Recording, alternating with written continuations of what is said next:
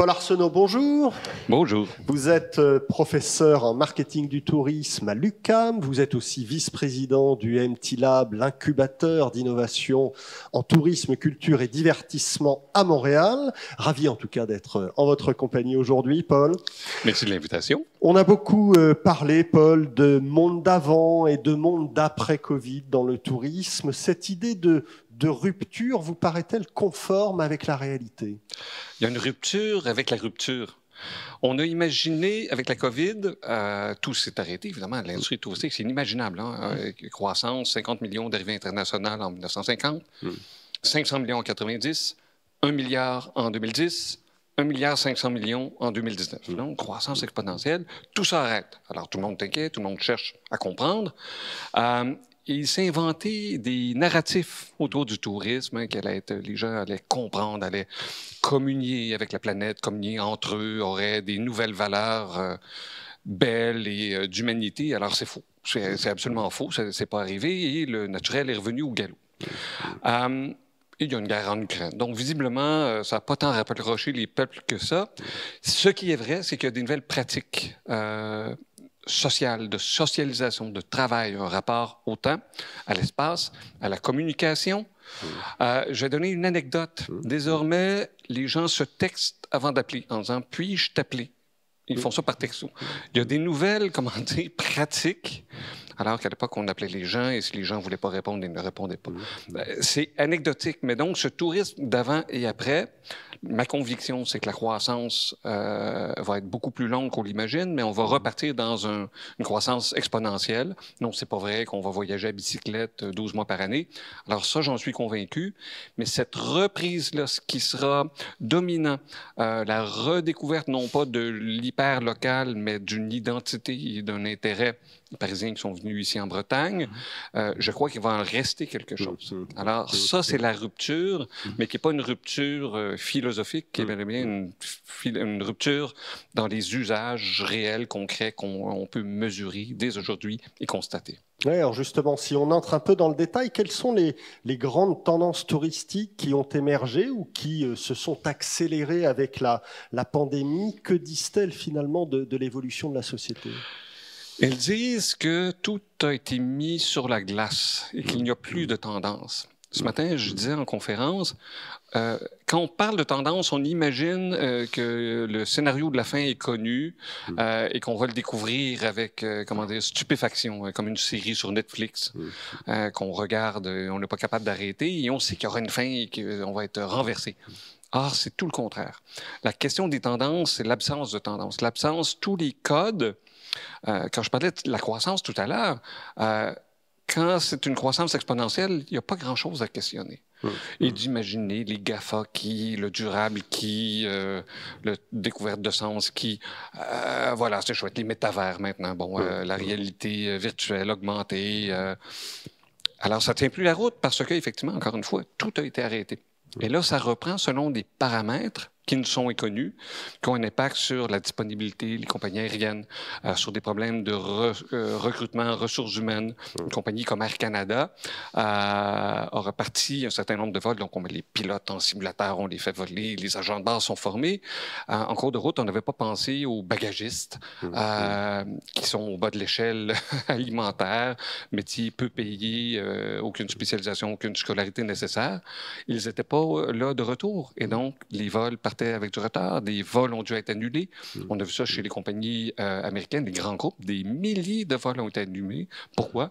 Parce qu'on n'avait pas vu, on avait oublié en cours de route le jeu de base, qui est très loin d'une tendance.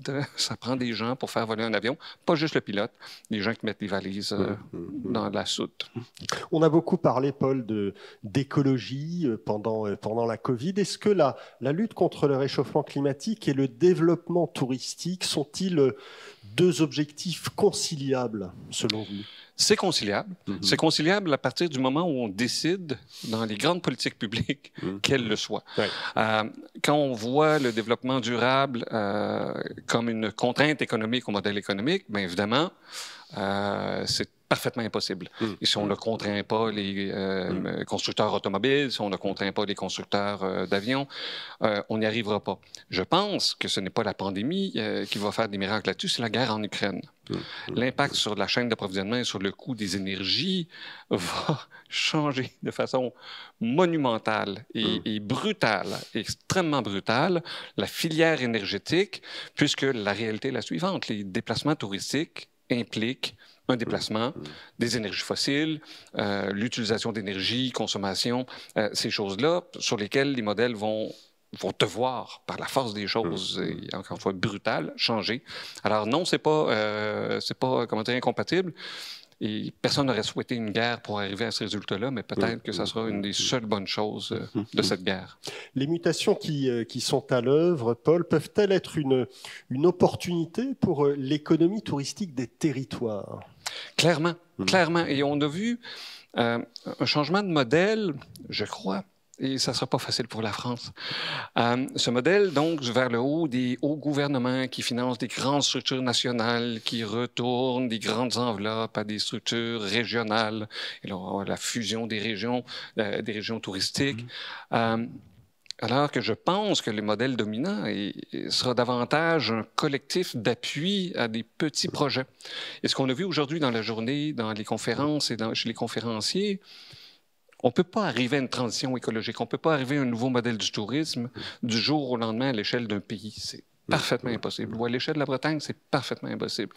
Il faut donc revoir le financement, les supports, les apports, le rôle de chacun et de supporter par la base avec une vision très claire de réhabilitation, de perte de l'espace, de bâtiments, d'édifices patrimoniaux, de façon de faire, de métiers qu'on va retrouver, et pas pour le conserver sous une cloche de verre folklorique, mais pour bel et bien en faire quelque chose de vivant. Parce que rappelons-nous, le choix d'habiter en Bretagne, d'habiter à Rennes, à Brest ou sur le littoral, n'est pas un choix sous contrainte, c'est un choix volontaire.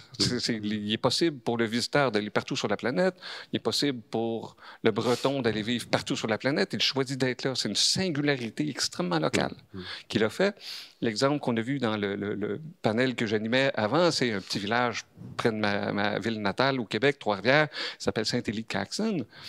C'est un conteur qui a inventé l'histoire, qui a raconté, et qui est devenu une vedette presque internationale, pour raconter la vie de ce petit bled parfaitement insignifiant qui ne se différencie objectivement en rien à tous ceux à côté. Mais la passion avec laquelle il l'a raconté, la passion qu'il a redonnée aux habitants actuels de leur petite histoire, qui est une histoire avec un H même plus minuscule, microscopique, tout ça a fait en sorte qu'un milieu de vie se recrée, ça a attiré les gens. Les gens ont trouvé une raison de rester là, de s'y établir, d'y revenir, d'y vivre à l'année, et donc d'éviter ce phénomène qu'on a dans tous les pays de résidence secondaire. Alors oui, je crois qu'il y aura des nouveaux modèles qui sont vertueux et qui ne sont pas utopistes. Et c'est peut-être l'enjeu qu'on avait au début de la COVID, qu'il y avait beaucoup d'utopie, et là, maintenant, je pense qu'on a des modèles audacieux, innovateurs, différents, et il y a une conviction de petites communautés d'acteurs qui se disent on va prendre le risque et au final, la collection de tout ça va faire quelque chose de fabuleux. Paul Arsenault, merci beaucoup d'avoir répondu à nos questions. Merci et très bonne fin de journée. Merci.